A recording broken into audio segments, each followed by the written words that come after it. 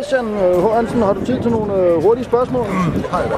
Vi er jo her til æggeprisen, er det ikke rigtigt? Jo. Og så vi kan se til noget om buræg og noget andet. Ja. Så er det en kamp mod buræg? Nej, det er jo ikke Fokus, der holder det her arrangement. Det er Dyrenes Venner, der holder det her arrangement. Og Dyrenes Venner uddeler hvert år en æggepris. Det vil nok være mest rigtigt at snakke med Peter Mollerup om det, som står lige derovre. Så kan det være, at han kommer med en kommentar. Og vi samler underskrifter ind for, at partiet Fokus skal blive opstillingsberettiget til Folketinget, når det bliver valgt en gang.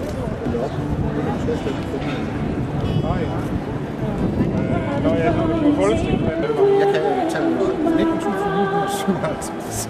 Det var ikke langt fra.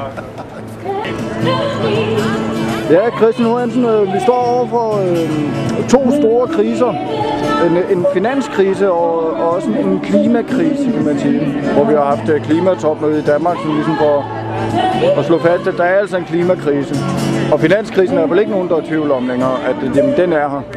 Men hvordan balancerer man som politiker mellem de her to kriser, når man skal holde løsninger for øje for alt og alle? Jeg tror bare, man skal sige til sig selv, at løsninger på det ene felt udelukker ikke løsninger på det andet felt. Jeg vil faktisk vælge at sige, at hvis man løser den økonomiske krise og samtidig også løser klimakrisen ved at investere i et bedre klima, investere i vedvarende energi osv., så er du faktisk med til at skabe nogle arbejdspladser, og Danmark kunne faktisk godt blive et mekka for arbejdskraft, for eksempel i vindmølleindustrien. Og når vi skaber flere arbejdspladser, så skaber vi også mere vækst, og derfor er vi også med til at løse den økonomiske krise. Nu har vi jo i dag Dyrenes Venners dag, hvor de uddeler æggeprisen.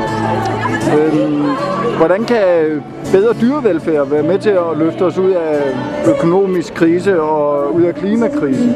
Det er jo fordi, at vi skal tænke meget længere, end vi gør i øjeblikket. Der tænker vi sådan lige fra den ene dag til den anden, at det vi skal sørge for, det er bare, at vi får nogle penge i kassen.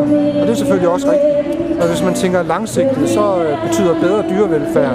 Det betyder også, at vi bliver kendt som et land, som gør noget godt for dyrene. Vi går i Fokus også ind for at brande økologien.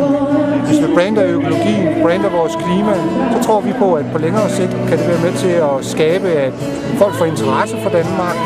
Der tænker jeg på, at turismen kan få en opblomstring, fordi at folk gerne vil op og se det land i Norden, som brander miljøet, som brander økologien og som brander naturen, og vi er det land, der simpelthen passer godt på vores natur og klima.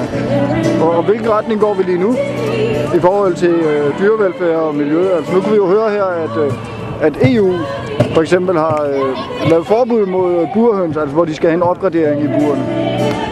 Jamen, jeg vil sige, at EU og dyrevelfærd, det er i hvert fald to ting, som overhovedet ikke hænger sammen. Der er ikke dyrevelfærd i EU. Det kan godt være, der bliver det på længere sigt, det håber jeg. Og derfor skal vi så også kæmpe en kamp igennem EU for at få det igennem. Og hjemme med den regering, vi har i dag, der hedder det 0 dyrevelfærd, det hedder 0 klima og miljø. Men vi får forhåbentlig en ny regering, som tænker i en anden bane på et tidspunkt.